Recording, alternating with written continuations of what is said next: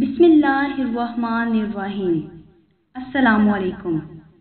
आज हम आपको लावा के मुतालिक बताएंगे। इस दुनिया में 1500 के करीब लावा के मुकाम हैं। चंद लावा के मुकाम के बारे में आज जिक्र करते हैं।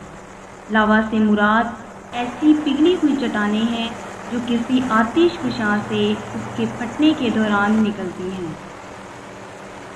बाद में ये पिघली हुई चट्टानें ठंडी होकर दोबारा ठोस शक्ल इख्तियार कर लेती हैं।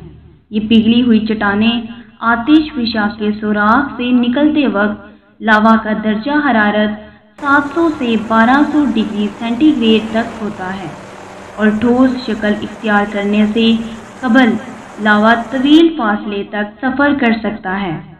आप अंदाज़ा कर लें, 100 सेंटीग्रेड पर पानी उबलता है। लावे के बहाव से मुराद आतिशफशां के फटने से शुरू होने वाला लावे का सफ़र होता है। जब ये सफ़र ख़त्म होता है तो लावा ठंडा होकर ठोस शक्ल इख्तियार कर लेता है।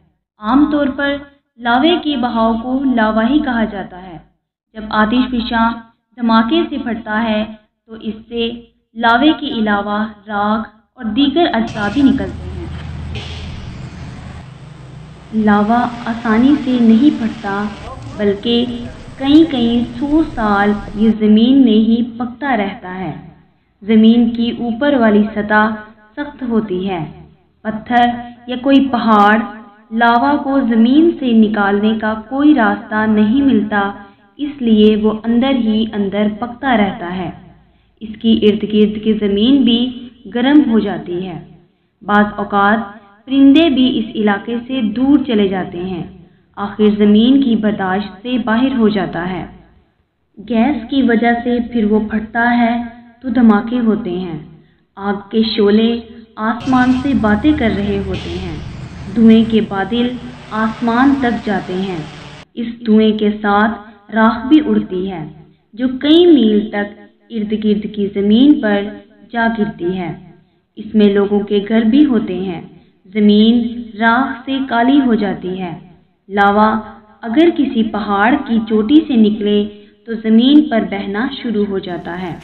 कुछ नहीं देखता कि रास्ते में घर हैं, ज़मीन है, दरिया है, समुंदर है, बहता ही चला जाता है।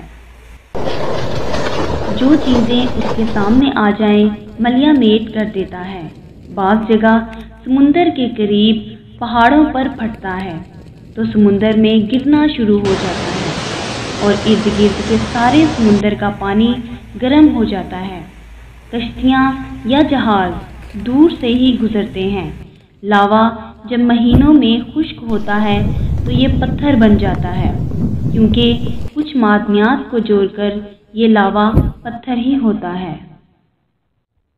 कुछ माहिर मादनियात लावे के टेस्ट चेक करते हैं कि इसमें क्या है, कौन सी मादनियात है। लावे की स्पीड कहीं बहुत स्लो होती है, इसलिए उसको पकड़ना आसान होता है।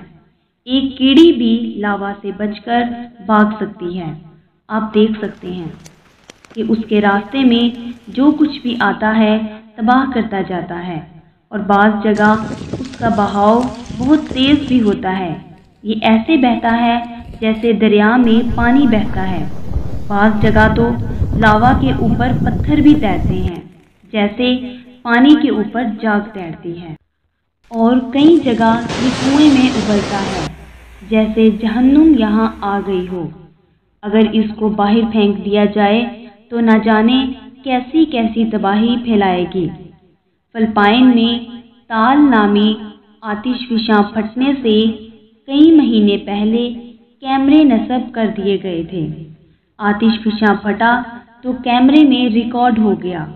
इसका धुआं आसमान से बातें कर रहा था। कुछ देर बाद आसमान काला हो गया। ये रात का मंजर है। कई दिन तक ये उबलता रहा। इसमें से निकलता लावा भी देख सकते हैं। इसने कितने घरों को बर्बाद किया, आप देख सकते हैं। 15 किलोमीटर तक हर घर में राख का ढेर लग गया।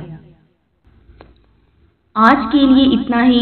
इंशाल्लाह अगली वीडियो में किसी और के बारे में बताएंगे। ہمارے چینل کو سپورٹ کریں۔ شکریہ۔ خدا حافظ۔